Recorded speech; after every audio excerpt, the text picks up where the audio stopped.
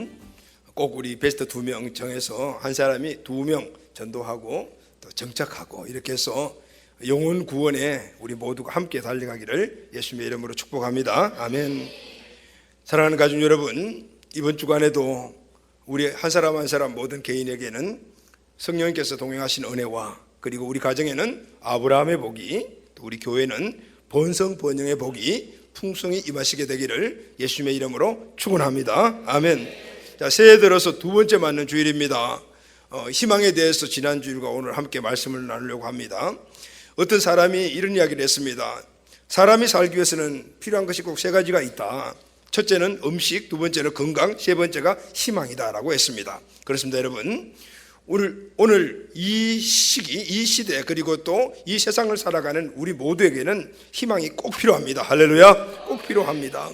왜냐하면 이 희망은 우리를 살아가는 힘의 원천이 되고, 그리고 또 이 희망이 있기 때문에 오늘 우리는 더욱더 행복하고 역동적인 삶을 살아갈 수가 있습니다. 희망이 있으면 어떤 환경도 이기며 나가게 될 줄로 믿습니다. 아멘. 그래서 1월 달에는 여러분들과 함께 이 희망에 대한 말씀을 좀 나누려고 해요. 지난 주일에 우리는 희망이 어디서 오는가에 대해서 함께 말씀을 나누었죠. 자, 희망은 어디서 옵니까?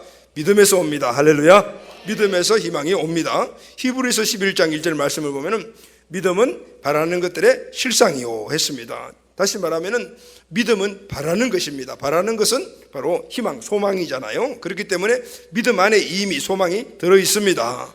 이 말씀을 가장 쉽게 성경을 해석해 놓은 메시지 성경이라는 곳이 있는데, 이 메시지 성경에서는 믿음은 바라는 것들이 실상이요 라는 말을 이렇게 번역을 했습니다.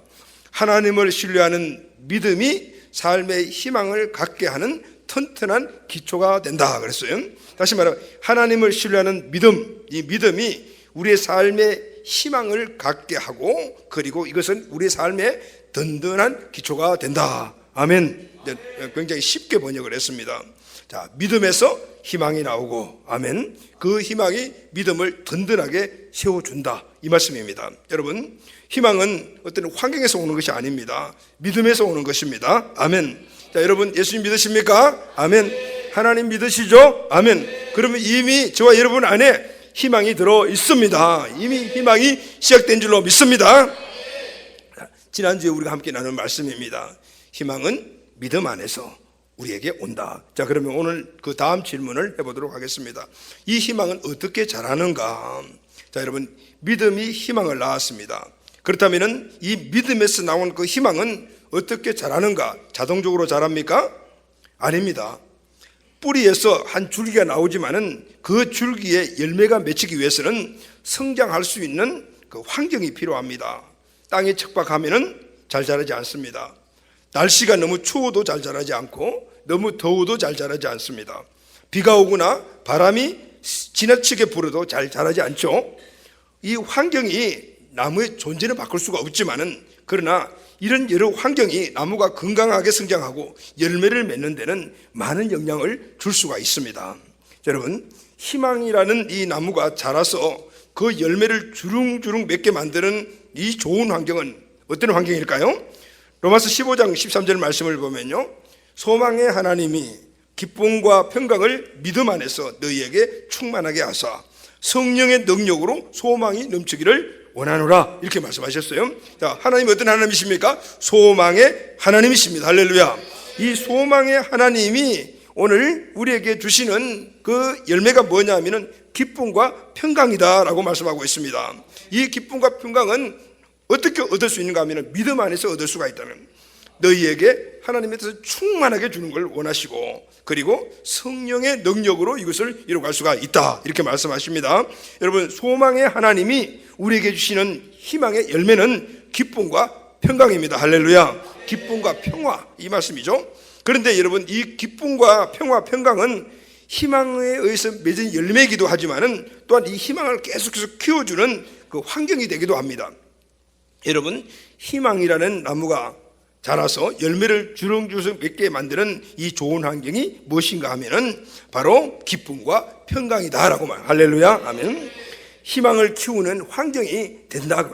희망은 나에게 기쁨과 평강을 가져다 줍니다. 그리고 이 기쁨과 평강이 내 희망을 점점 자라게 만드는 환경이 되는 것이고 여기에 열매가 맺어지게 되는 겁니다. 할렐루야, 아멘. 자, 그럼 여러분, 우리가 먼저 전제할 것이 있습니다. 우리 모든 사람들, 모든 우리 인간 인류는 우리의 모든 삶에서 필요한 것이 있습니다. 가장 크게 필요한 것이 무엇인가 하면 바로 평강입니다. 자유, 평화, 이것을 우리가 필요로 해요. 이것이 필요 없는 사람들이 없습니다. 이 평화가 이루어져야만이 그 안에서 희망이 생기고 그 희망이 그게 생길 때 살아가는 삶에서 우리가 역동성이 있고 그래서 행복을 누릴 수가 있기 때문입니다. 아멘. 그래서 우리의 모든 삶의 영역에서는 뭐가 필요하다고요? 평화가 필요한 줄로 믿습니다. 이스라엘 사람들이, 유대인들이 가장 많이 사용하는 말과 듣는 말이 바로 샬롬이라는 말입니다. 우리도 샬롬이라는 말 많이 사용하죠. 여러분, 이 샬롬은 평화, 평강, 평안 이런 그런 뜻들을 갖고 있어요. 유대인들은 사람들을 만날 때마다 샬롬하고 웃으면서 인사를 합니다. 만날 때도 샬롬하고 헤어질 때도 샬롬하고 그렇게 인사를 해요. 유대인들은 이 샬롬이라는 인사를 장소, 사람 불문하고 자주자주 이 생활에서 항상 사용하는 말입니다. 유대인들은 안식일이 시작되는 금요일 날 그때부터 사람들을 만나면 샤밧살롬이라고 그래요. 이 샤밧이라는 말은 안식이라는 뜻입니다. 당신에게 안식의 평안이 있기를 원합니다. 안식일에 하나님 우리에게 평안을, 이런 의미.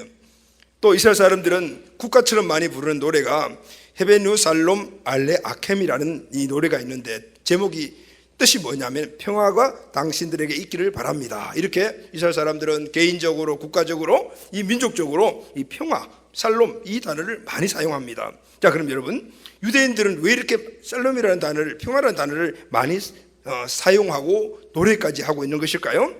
그만큼 이 살롬이라는 것에 대해서 간절함이 있다, 그 말씀이겠죠. 오늘 우리는 어떤 간절함이 있고 뭔가 추구하고 그것이 내게 중요성이 있다면 그 말을 자꾸 하게 되어 있어요.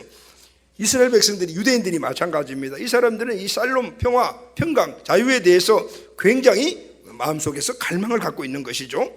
어떻게 알 수 있는가 하면은 그들의 역사를 보게 되면 알 수가 있습니다.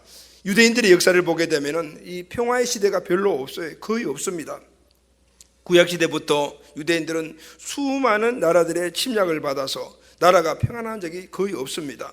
그 지정학적으로 위에 아래 모두 큰 대국들이 항상 있었어요.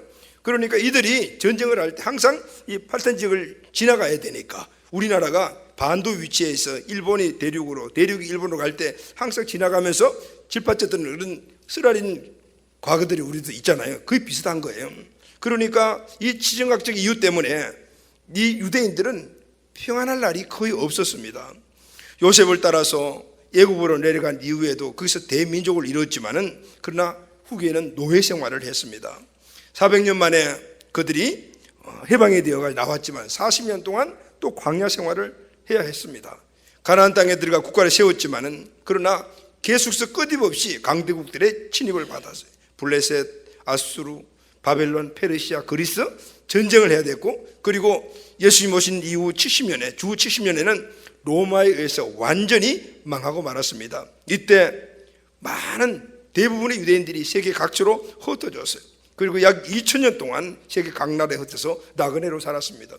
2차 대전이 후에 겨우 지금 가서 다시 팔레스타인에 가서 나라를 세웠지만 지금도 여전히 이 이스라엘 유대인들은 전쟁을 하고 있습니다. 그 주변에 아랍의 강대국들이 꽉 포진을 하고 있잖아요. 한시도 마음에 평안이 없는 그 환경이 바로 이 유대인들의 환경이었어요. 그래서 이들은 꿈에도 그리워하는 것이 오매불망 소원과 갈망이 바로 평화입니다. 살롬. 그리고 그들의 마음속에 있는 이 평화에 대한 간절함을 그렇게 인사로, 노래로 표현하고 있는 걸 볼 수가 있어요.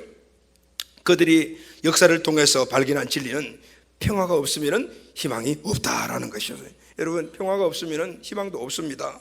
그렇죠, 여러분? 지금 전쟁을 하고 있는 나라에 무슨 희망이 있겠습니까?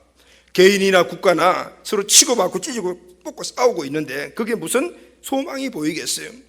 우리 가정도 마찬가지고 국가도 마찬가지고 어떤 공동체도 마찬가지예요? 없습니다. 전쟁의 연구라는 책을 보게 되면 지난 5000년 세계 역사를 보면은 인류는 4000번의 전쟁을 치루었다고 합니다. 인류 역사에 전쟁이 없던 기간을 한번 이렇게 뽑아보니까 채 3년도 되지 않았다고 합니다. 우리가 아는 전쟁만도 1차 대전, 2차 대전, 한국 전쟁, 그리고 또 월남 전쟁, 걸프 전쟁, 아프간 전쟁, 이라크 전쟁, 이런 전쟁들 때문에 사람들이 죽은 숫자가 약 5천만 명이나 된다고 해요. 이렇게 전쟁이 계속되는 한 희망은 없습니다. 지금도 계속해서 전쟁이 지금 진행되고 있습니다. 여러분, 전쟁이 끝나야만 희망이 있습니다. 할렐루야, 아멘. 자, 그럼 여러분, 전쟁이 오늘 우리에게 평화를 앗아가 버립니다. 그러니까 우리에게 희망을 주지 못하게, 희망을 갖지 못하게 만듭니다. 그런데 여러분, 전쟁이 없다고 해서 평화가 있는 건 아니잖아요. 지구상에서 가난한 나라 가운데 하나로 꼽히는 나라가 방글라데시라는 나라인데, 그런데 이 방글라데시는 전쟁이 없습니다. 전쟁하지 않아요. 그럼에도 불구하고 여기에 평화가 없어요. 왜 그럴까요? 가난하기 때문입니다. 그래서 평화가 없어요. 희망이 없어요. 지금 지구상에는 매일 2억 명 정도의 어린이가 먹지 못한 채 배고픈 이 배를, 줄인 배를, 허기진 배를 끌어안고 잠자리에 든다고 합니다. 전쟁이 없다고 해서 먹지 못하고 굶고 산다면 평화가 없는 것이죠. 또 여러분, 먹을 것이 있다 해도 정치적으로 안정적이지 못하고 압제를 받는다면 거기에도 평화가 없습니다. 여러분, 애굽에 살던 이스라엘 백성들은 노예 생활은 했지만은 그러나 먹을 것은 충분했어요. 먹는 것은 충분해졌어요. 그런데 그들은 희망이 없었어요. 왜냐하면은 바로의 압제로 자유를 빼앗기고 살았기 때문입니다. 정치적으로 눌리고 사회적으로 압제를 받아도 평화는 없기 마련입니다. 자, 그럼 여러분, 전쟁도 없고 먹을 것도 풍부하고 정치적인 사회적인 압제가 없다고 해서 다 우리의 삶이 평강이 이루어집니까? 평화가 있습니까? 아닙니다. 꼭 필요한 평화가 하나가 있습니다. 그 평화가 뭐냐면은 우리 마음의 평안입니다. 할렐루야, 아멘. 이 평안이 모든 삶에 있어서 참 행복을 가져주는 진정한 참 평안입니다. 마음의 평안은 눈에 보이지 않습니다. 그러나 인간 삶의 평화에서 가장 중요한 요소가 우리 마음의 평안인 줄로 믿습니다. 사람들이 겪는 모든 불행은 이 마음의 불안과 두려움에서 오기 마련입니다. 그렇다면 여러분, 사람의 마음 안에 일어난 이런 불안과 두려움은 어디에 근거를 두고 있고 그 근원이 무엇일까요? 어디서 두려움과 그리고 이런 여러 가지 많은 불안감들이 찾아오는 것일까요? 여러분, 그 원인은 죄입니다. 죄에서 두려움과 그리고 모든 불안감들이 찾아오게 되어 있어요. 그래서 인간이 이 죄 문제를 해결하지 않으면 우리 모든 사람들에게는 이 근본적인 평화가 없다, 그 말입니다. 세상에도 평화가 없습니다. 평화가 없으니 희망도 없습니다. 희망이 없으니 삶의 역동성도 떨어집니다. 그러면 삶이 행복하지 못한 거예요. 자, 그럼 여러분, 희망을 주는 이 평화를 어디서 우리가 찾아야 할까요? 그것이 어디서 오는 것인가? 답입니다. 예수님입니다. 할렐루야, 아멘. 예수님입니다. 예수님이 주신 평화가 참 평화이고 그리고 희망의 원천이 됩니다. 예수님은 모든 사람들에게, 모든 인간들에게 참 평화, 근본적인 평화를 주시기 위해서 이 땅에 오신 분이십니다. 고린도후서 5장 14절에서 15절 말씀, 오늘 본문을 보게 되면 이렇게 기록이 되어 있습니다. 그리스도의 사랑이 우리를 강건하시는도다. 우리가 생각하건대 한 사람이 모든 사람을 대신하여 죽었은 즉 모든 사람이 죽은 것이다, 이렇게죠. 예수님이 우리에게 주신 이 평화는 세상에서 주는 평화, 세상이 평화를 찾고 누리려고 하는 그런 방법과 내용과는 전혀 다른 것이었어요. 오늘 고린도후서 5장 14절 15절 본문에 보면은 그 원리를 이렇게 말합니다. 한 사람이 모든 사람을 대신하여 죽었다. 예수님이 주신 평화는 뭐냐? 예수님이 죽으심이라는 거예요. 이 평화는 예수님이 모든 사람을 위하여 죽으심으로 말미암아 생긴 평화다라고 말씀하고 있습니다. 할렐루야. 또 에베소서에는 이 말씀을 이렇게 풀이해놓고 있어요. 에베소서 2장 14절 말씀을 보면은 그는 우리의 화평이신지라 둘로 하나를 만드사 중간에 막힌 담을 허시고 원수된 것 곧 의문에 속한 계명의 율법을 자기 육체로 배하셨다라고 말합니다. 그가 누구죠? 예수님이십니다. 예수님은 우리에게 화평을 주시러 오신 분이신데 그분이 하신 일이 무엇인가 하면은 하나님과 우리 관계 속에 있는 이 막힌 담을 흐르셨다. 어떻게 흐르냐면은 자기의 육체를 배하심으로 흐르셨다. 다시 말하면은 자기 육체를 죽이심으로 십자가에 달아 죽으심으로 말미암아 하나님의 평강이 우리에게 오지 못하게 막고 있는 이 장애물, 이 죄의 문제를 어떻게 해결하셨다는 거예요. 할렐루야, 아멘. 예수님이 이런 평화는 자기 육체를 죽이심으로 이런 평화였다. 세상이 추구하는 그 평화의 방법과는 완전히 다른 평화라니. 자, 여러분, 예수님은 자기를 죽였습니다. 그래서 모든 사람들을 살리는 평화를 이루셨습니다. 근데 왜 죽으셨죠? 바로 죄 때문입니다. 이 죄의 문제가 우리에게 평화를 주는 것들의 강력한 장애물이요, 그리고 문제거리이기 때문에 이 문제를 해결하게 되면 우리에게 평화가 오니까 이 죄 문제를 해결하기 위해서 이 땅에 오셨고, 그리고 이 문제를 해결하기 위하여 당신이 죽으신 거예요. 여러분, 평화를 깨뜨리는 가장 큰 원인이 죄라 그 말이에요. 이사야 59장 2절 말씀을 보면요, 오직 너희 죄악이 너희와 너희 하나님 사이를 내었고 너희 죄가 그 얼굴을 가리며 너희를 듣지 않게 합니다. 그랬어요. 죄가 평강과 소망과 희망의 하나님과의 우리 사이를 딱 막아버렸다는 거죠. 너희 죄가 그 얼굴을 가려버렸다는 거죠. 인간에게 평화가 없는 것은 악한 그런 환경이 아니라 악한 마음이다 그 말이에요. 왜냐하면 하나님께 소망 우리 마음속에 주시는데 하나님의 소망이 우리 마음에 없으니까 우리 안에 있는 마음속에 본질적인 이 악한 마음이 결국은 우리 인생의 모든 소망을 깨뜨려버리고 평안을 빼뜨려버렸다. 삶이 불행하게 되었다 이 말이에요. 자, 여러분, 히틀러라는 사람 여러분 잘 아시잖아요. 히틀러는 유대인을 600만 명을 학살했습니다. 그 명분은 게르만 민족의 우승을 지킨다는 것이었습니다. 그런데 심리학자 에릭슨이라는 사람이 이 히틀러의 과거를 추적하고 분석을 했습니다. 그랬더니 이 히틀러의 아버지는 유대인 여인에게서 태어난 사생아였어요. 히틀러 할아버지가 유대인 여자를 만나가지고 아들을 낳았어요. 그리고 떠나버렸어요. 이 유대인 여인도 이 히틀러의 할아버지를 그냥 팽개치고 그냥 떠나버렸어요. 그러니까 히틀러의 할아버지는 사생아로 크다 그 말이죠. 히틀러의 아버지는 사랑을 받지 못하고 사생아로 쭉 성장했던 거예요. 그는 무책임한 아버지와 자기를 버린 유대인 어머니에 대한 분노가 가득 찬 이 마음을 품고 그렇게 성장을 했습니다. 그 미움이 결국은 나중에 결혼해서 아들 히틀러에게 고스란히 전달이 되었습니다.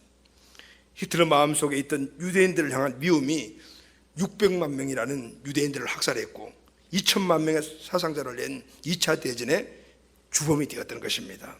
여러분, 이렇게 사람의 마음 안에 있는 죄나 이 상처가 전쟁을 일으키고 그 죄가 사람들의 평화를 깨뜨려버리고 평화를 가져가 버리는 겁니다. 인간의 모든 불행의 요인, 우리가 평화를 누리지 못하고 평강 살림이 없는 이유는 바로 이 죄의 문제입니다.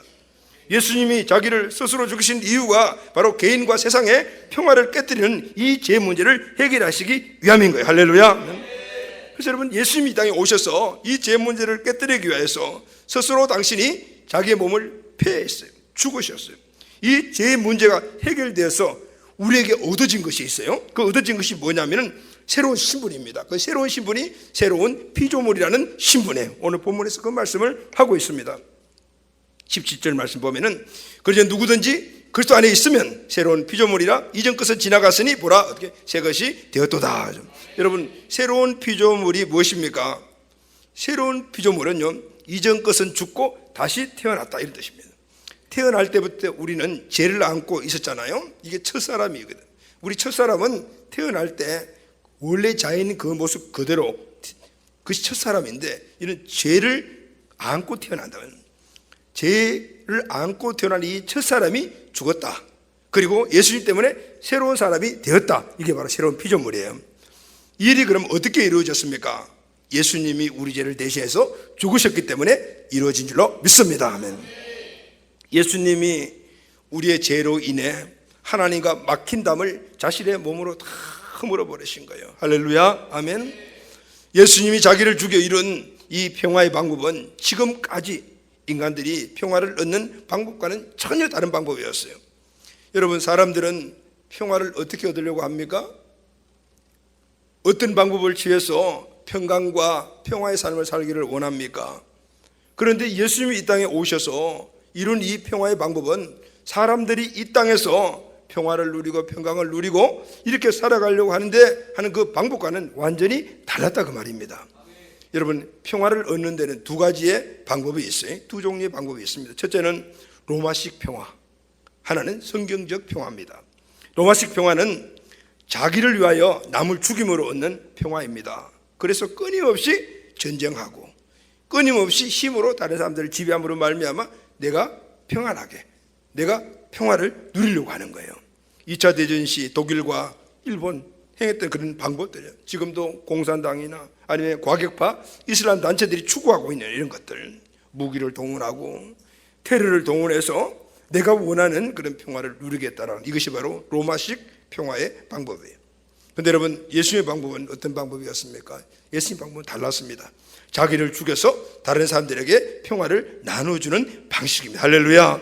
남을 위해서 나를 죽이는 방법입니다. 성경은 이것을 대신하여 죽는 것이라고 말합니다. 예수님이 세상을 대신하여 죽으심으로 말미암아 세상에 평화를 주셨다 그러면, 세상은 남을 죽여 자기를 살리는 방법으로 평화를 추구하지만 예수님은 자기를 죽여 남을 살리는 방법을 추구하신 겁니다. 할렐루야. 아멘. 이런 예수님의 방법들이 오늘 기독교 기본 정신이요, 오늘 기독교의 기본 정신으로서 오늘 이것을 실천할 때 하나님 나라가 확장되어 나가는 겁니다. 지금부터 약 100년 전에 영국 사람으로서 아프리카에 가서 선교하신 애틀리라는 선교사님이 계십니다. 아프리카 밀림 지역으로 들어가서 순회하면서 그 토인들, 원주민들을 만나가지고 선교를 했는데, 그 당시만 해도 식인종도 있고 그렇게 위험한 그런 원주민들이 많은 때였습니다. 어느 날 원주민들에게 복음을 전하다가 나무창에 찔려가지고 이분이 순교를 하셨습니다. 원주민들이 죽은 이 선교사님의 옷을 뒤지다가 깜짝 놀랐다고 합니다. 왜냐하면 이 애틀리 선교사님의 주머니에 이 45구경 권총이 들어있었기 때문입니다. 근데 더 놀란 것은 그 권총에 실탄 6발이 다 장전이 되어 있다는 것이죠. 다시 말하면 이 애틀리 선교사님이 이 토인들, 원주민들이 위협을 할 때 얼마든지 총을 가지고 그들을 물리칠 수도 있고 또 그들을 쏴서 자기 신변을 보호할 수도 있었지만은, 그러나 끝까지 복음을 전하면서 그 복음을 전하기 위하여 그들을 설득시키다가 결국은 자기의 복권을 해제하고 거기서 순교하셨던 거예요. 사용할 수 있는 힘이 있었지만 사용하지 않았단 말입니다. 원주민들이 이 사실을 알게 되고 그래서 예수님을 믿게 되는 놀라운 역사가 일어났다고 합니다. 이것이 바로 현대 아프리카 선교의 시작입니다.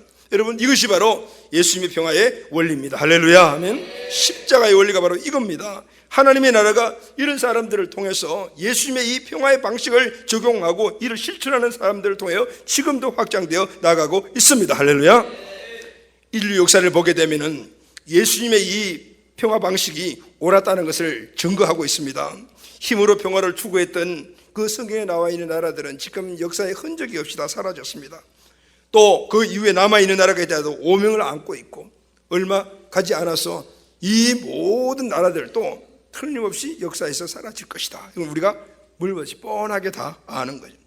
여러분, 우리의 삶도 마찬가지입니다. 우리 개인도 우리 가정도 어떤 공동체도 힘으로 온전한 평화를 이룰 수가 없습니다. 힘으로 평화를 이루려고 하면은 거기에 뭐가 희망이 없어져 버리는 거고, 그 모든 공동체나 삶에는 행복한 삶이나 역동적인 삶을 찾을 수가 없는 거예요. 예수님께서 예수님 방법만이 유일하게 세상의 희망을 가져다 준 줄로 믿습니다. 남을 위하여 나를 죽임으로 얻는 평화가 영원한 평화인 거예요. 예수님의 그 십자가 희생의 원리를 실천하는 것이 진정한 이 땅에 평화를 가져오는 것이다 라는 것을 말씀해 주고 있는 것입니다. 자, 여러분, 오늘 우리는 우리에게 주어진 모든 희망은 믿음에서 오는 것이다 라는 것을 우리가 알았고, 자, 이 믿음을 키우는 것은 바로 오늘 우리에게 주시는 평화요 기쁨이다 라는 사실을 다시 한번 나누었습니다. 이 평화는 세상이 말하는 그런 평화를 얻는 방법이 아니고 예수님의 평화다라는 것. 자, 그럼 여러분, 오늘 이 주신 말씀을 우리 삶 속에서 우리에게 적용하면은 우리는 어떤 삶을 살아가야 할까요?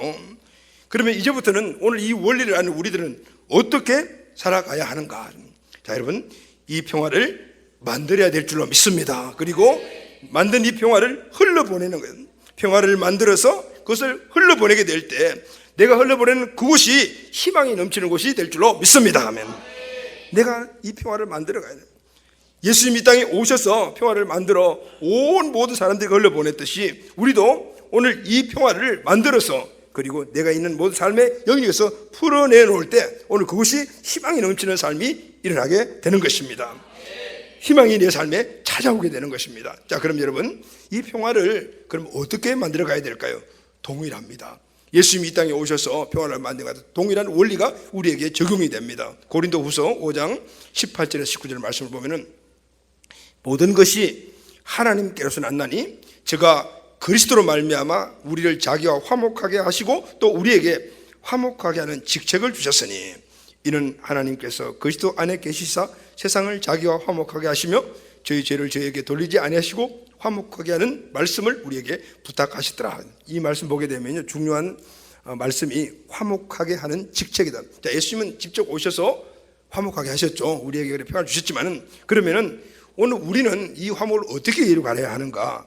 바로 화목하게 하는 직책이라는 말씀이에요.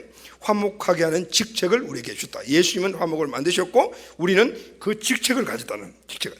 하나님은 우리에게 평화를 주실 뿐만 아니라 화목하게 하라는 사명 그리고 이 직책을 우리에게 주셨습니다. 할렐루야. 그래서 여러분, 오늘 우리는 이 땅에 살면서 이 화목하게 만들고 평화를 끼치는 이것이 우리에게 해도 되고 안 해도 되는 것이 아니고 우리에게 주신 직분, 직책이니까 사명이라면. 그래서 여러분, 우리 모두는 이 화평케 하는 자의 모든 중심에 우리가 있어야 돼요. 할렐루야. 그것도 예수님도 이렇게 말씀하셨어요. 마태복음 5장 9절 보면 화평케 하는 자는 복이 있나니 그들이 하나님의 아들이라 일컬음을 받을 것이요. 여러분, 하나님의 아들이 누굽니까?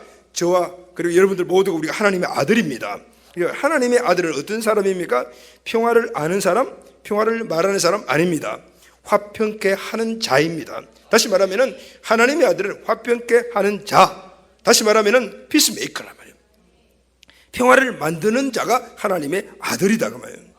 사도 바울은 오늘 우리를 이 화목케 하는 직책이라고 말했고, 예수님은 오늘 우리 모두가 화평케 하는 자라고 말씀하고 있는, 우리는 이 화평케 하는 이 역할을 내 삶의 영역에서 직접 실천하여 만들고 흘러보낸 자가 돼야 한다 그 말이에요. 마태복음 10장 34절 말씀 보면은 내가 세상에 화평을 주러 온 줄 생각하지 마라. 화평이 아니요 금을 주려 왔노라. 그럼 여러분, 내가 내 삶의 영역 안에서 화평을 흘러보낸 자가 되면 그냥 저절로 되는 거냐? 아니다 그 말이에요. 오늘 마태복음 10장 34절 말씀은 우리가 잘못하면 오해할 수가 있어요. 자, 예수님이 이렇게 말씀을 하죠. 내가 세상에 화평을 주러 온 줄 생각하지 마라. 화평이 아니요 칼을 주러 왔노라 하거든. 그 예수님이 이 땅에 칼을 주러 오셨다라고 하는. 여러분, 이 말씀은 그런 뜻이 아니에요. 화평, 평화는 저절로 생기는 것이 아니다. 대가를 통해서 오는 것이다. 이걸 강조하신 거예요. 여러분, 오늘 내가 평화의 사람이 되고 화평을 흘러보낸 사람이 되는데 이것은 그냥 저절로 되는 것이 아니고 여기에는 대가 지불이 따른다 하면 수고가 따른다는 것이죠. 할렐루야. 그럴 때 오늘 내 삶의 영역 안에서 우리는 화평케 하는 자가 될 수가 있고 거기에 평화와 샬롬을 끼치는 자가 될 수가 있습니다. 자, 그럼 여러분, 오늘 이 예수님의 평화의 원리를 우리 삶 가운데 한번 간단하게 한번 적용해 보도록 하겠습니다. 먼저 우리 개인에게 적용을 하면 이렇습니다. 자, 여러분, 우리 모두가 예수 주신 평화를 누리시기를 주의 이름으로 축원합니다. 우리 안에, 마음 안에 하나님 주신 평화가 있게 되면 우리 삶이 어떻게 행복하죠? 희망이 넘치죠? 역동적인 삶을 살아갈 수가 있단 말이죠. 자, 그러면은 오늘 내 마음 속에, 내 인생의 삶 속에 이 평화가 넘치는 삶의 원리는 뭘까요? 내가 예수님의 평화를 누리려면 어떻게 해야 할까요? 빌립보서 4장 6절 7절 말씀입니다. 아무것도 염려하지 말고 오직 모든 일에 기도와 간구로 너희 구할 것을 감사함으로 하나님께 아뢰라. 그리하면 모든 지각에 뛰어난 하나님의 평강이 그래서 예수 안에서 너희 마음과 생각을 지키시라. 아멘. 내게 예수님의 평화가 저절로 오는 것이 아니다. 이루어야 된다. 대가 지불이 따른다. 어떻게 이루느냐? 어떤 대가 지불을 해야 되는가? 이 보면 두 가지가 나오죠. 하나는 하지 말아라, 하나는 해야 한다는데, 하나 하지 말아야 될 것이 뭐죠, 여러분? 아무것도 염려하지 말고, 아멘. 염려하지 말아야 합니다. 여러분, 걱정하고 노심초사하면서 무슨 평안이 있겠습니까? 평안이 올 수가 없습니다. 또 걱정 안 한다고 해서 자동적으로 평화가 오는 것도 아니잖아요. 해야 될 일이 있습니다. 오직 모든 일에 기도와 간구와 감사함으로 하나님께 아뢰라. 아뢰라가 뭐죠? 기도하라는 것입니다. 여러분, 걱정하지 마시고 기도하시면 내 마음 안에 주님 주시는 그 소망의 하나님의 평강이 임하게 될 줄로 믿습니다. 아멘. 그래서 여러분, 우리가 알아야 될 게 성경적 평화는 심리적인 것이 아니에요. 그래서 내 마음을 추스린다고 해서 평화가 내 마음에 오는 게 아니다. 무언가 좀 평안함을 취하고 어떤 감정의 영역에서 좀 이렇게 좋은 환경을 만나고 그렇다고 해서 우리에게 평화가 오느냐? 그게 아니다 그 말이에요. 왜냐하면 그런 영역에서 오는 평화는 우리가 잠시 마음에 어떤 힘을 얻을 수 있겠지만 우리에게 주는 궁극적인 평화가 아니다. 왜냐하면 참 평화는 하나님에게서 오는 것이기 때문입니다. 그래서 여러분, 우리는 기도해야 합니다. 할렐루야. 평강의 하나님이 기도를 통해서 우리 마음 안에 평강을 주시기 때문입니다. 그래서 오늘 이 본문 말씀을 보게 되면은 세 가지 기도가 나옵니다. 기도와 간구와 감사 이렇게 나오죠. 기도라는 말은 우리가 일반적인 기도, 하나님께 아뢰는 기도, 그리고 간구 기도는 막 부르짖는 기도입니다.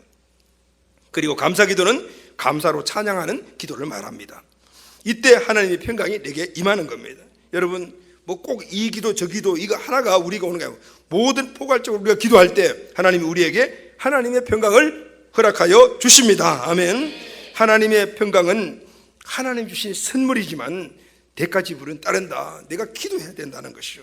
우리 삶에 하나님의 평화를 누리려면 개인이든 가정이든 교회이든 항상 대가 지불이 따르는 거죠. 희생이 따른다 그 말이에요. 직책이라 했다.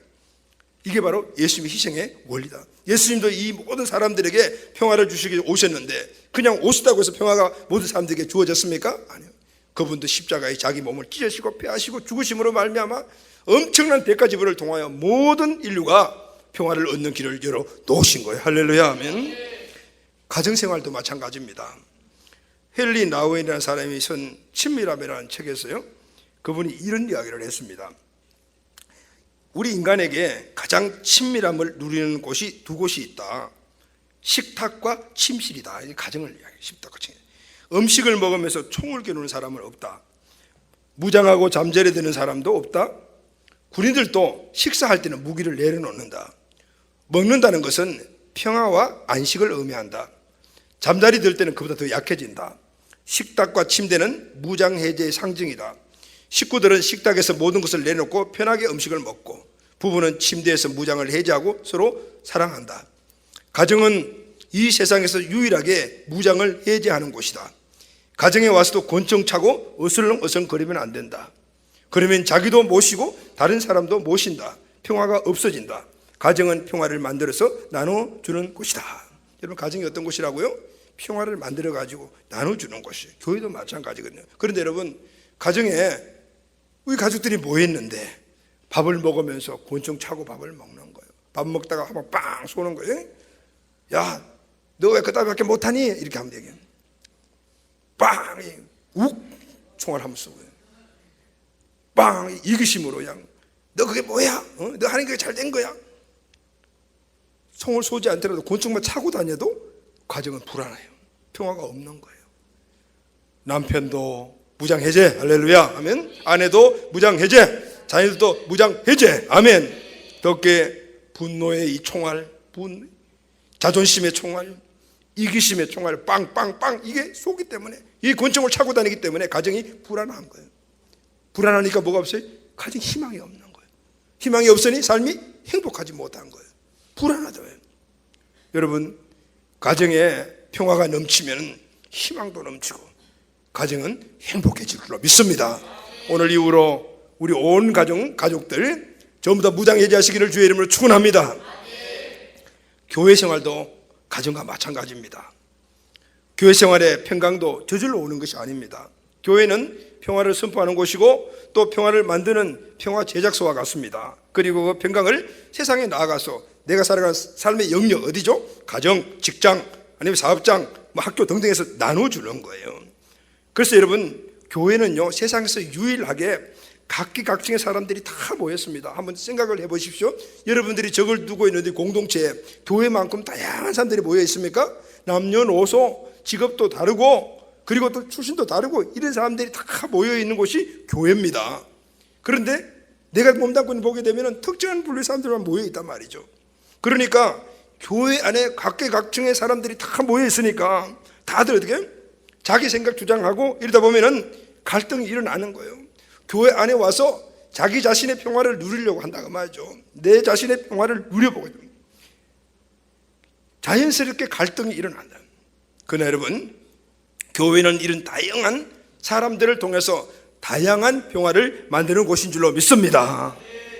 그래서 만들어진 그 평화를 가지고 그 평화를 어떻게 만듭니까? 예수님의 이 평화의 원리를 오늘 가슴에 새기고 그 나가서 직장이나 가정이나 그곳에서 그 평화의 원리를 실천하게 되게 되면은 오늘 그곳에 오늘 우리가 뭐가 되죠? 피스메이커가 되는 거예요. 할렐루야, 아멘. 가끔 사람들이 교회를 떠나는 이유를 알아보게 되면은 그 중에 하나가 교회에서 평화를 만드는 일이 어렵다고 생각을 해요. 다시 말하면 내가 마음에 좀 평화를 얻어야 되는데 교회에서는 어렵구나. 또 관계에서 좀 평화를 누리고 싶은데 이 교회는 어렵구나. 이렇게 생각을 해서 교회를 떠나는 분들이 가끔 있어요. 그렇다고 여러분, 교회를 떠난다고 해서 다른 교회 간다고 해서 그 문제가 해결됩니까? 문제는 똑같다. 왜냐하면 어느 교회를 가든지 똑같은 구성 요소를 다 갖고 있기 때문에 오늘 그 안에서 오늘 내가 평화를 얻기만 해가지고는 절대 그 문제가 해결되지 않는다는 건 예수님의 원리를 내 마음속에 적용해서 평화를 만들어 그 평화를 가지고 나아가야 될 줄로 믿습니다. 문제는 난데 다 너 때문이라고 이야기하는 거예요. 너 때문에, 이 교회 때문에, 여기에 있는 사람들 때문에. 그래서 교회를 떠나 또 다른 교회 가면 똑같은 사람들이 있는 그게도 가면 또 너 때문에, 너 때문에. 결국은 신앙의 방랑자가 되고 뿌리를 내리지 못하는 이런 사람들이 되는 거예요. 여러분, 개인뿐만 아니라 가정, 교회뿐만 아니라 이 예수님의 평화의 법칙은 우리가 살아가는 직장에서, 사회에서, 학교 생활에서 어디서나 다 적용이 됩니다. 어디에서든지 언제나 평화를 얻는 원리는 대신 죽는 겁니다. 할렐루야. 죄 없으신 예수님이 죄인인 우리를 대신해서 십자가에 죽으신 것이 바로 평화의 원리인 거죠. 이것이 이루어지지 않으면 어느 곳에 가서도 우리는 평화를 이룰 수가 없어요. 고린도후서 5장 21절 보면은 죄를 알지도 못하신 자로 우리를 대신하여 죄를 삼으신 것은, 그리고 여기 보면 두 가지 대신이라는 말이 나와요. 대신, 예수님이 나를 대신하여 죽으셨다. 여러분, 이것을 믿어야 합니다. 아멘. 또 하나는 내가 세상을 대신해서 죽겠다. 이건 결심하고 실천해야 될 거예요. 여러분, 성경은 항상 두 가지를 이야기를 해요. 뭐냐면 구원받은 사람들이 구원받은 방법과 그리고 구원받은 사람들이 어떻게 살아가야 하는가. 성경 전체 딱 두 가지예요. 구원받는 방법과 구원받는 사람들이 어떻게 살아가야 되는가. 똑같습니다. 여러분, 주님이 우리에게 평화를 주셨습니다. 할렐루야. 이제는 우리도 나아가서 그 평화를 실천하는 사람이 되어라. 그 말입니다. 이 평화를 실천하게 될 때 오늘 그곳에 희망이 넘치게 되는 것이고요. 그 희망이 넘치게 되는 그곳은 바로 우리가 살아가는 삶 속에서 행복과 그리고 역동적인 삶을 살아갈 수가 있게 되는 것입니다. 자기를 죽여 세상을 살리신 예수님, 그를 따라가는 성도, 교회는 우리 가정에서, 교회에서, 세상에서 마땅히 예수님처럼 살아야 합니다. 이것이 화목하게 하는 직책이라고, 우리에게 주신 사명이라고 말씀하고 있습니다. 이것이 화평케 하는 일이다라고 말씀합니다. 사랑하는 여러분, 그렇습니다. 우리에게 주신 이 평화의 직책은 다른 게 아닙니다. 예수님이 나를 대신하여 죽으신 것처럼 나도 예수님처럼 세상에서 죽는 것입니다. 이렇게 내가 세상에 나가 죽을 때, 내 가정에서 죽을 때, 우리 교회에서 죽을 때 우리 교회, 우리 가정이 평화가 이루어지고 세상에 평화가 이루어지게 됩니다. 이때 우리 가정이, 우리 교회가, 이 사회가, 이 땅에 희망이 찾아오게 될 줄로 믿습니다. 아멘. 희망은 믿음에서 나옵니다. 그 희망은 평화 속에서 자라. 그것이 바로 우리에게 진정한 행복과 살만 나는 그리고 역동적인 삶을 제공해 주는 것입니다. 사랑하는 여러분, 올해 한 해 우리 모두 내가 예수님처럼 죽어서 우리 가정과 교회와 사회에 평화와 희망을 가져다주는 평화의 사람, 희망의 사람이 다 되시기를 예수님의 이름으로 축원합니다. 아멘. 말씀과 기도로 꼭 거룩해진 이 삶이 우리에게 있게 되기를 예수님의 이름으로 축원합니다. 아멘.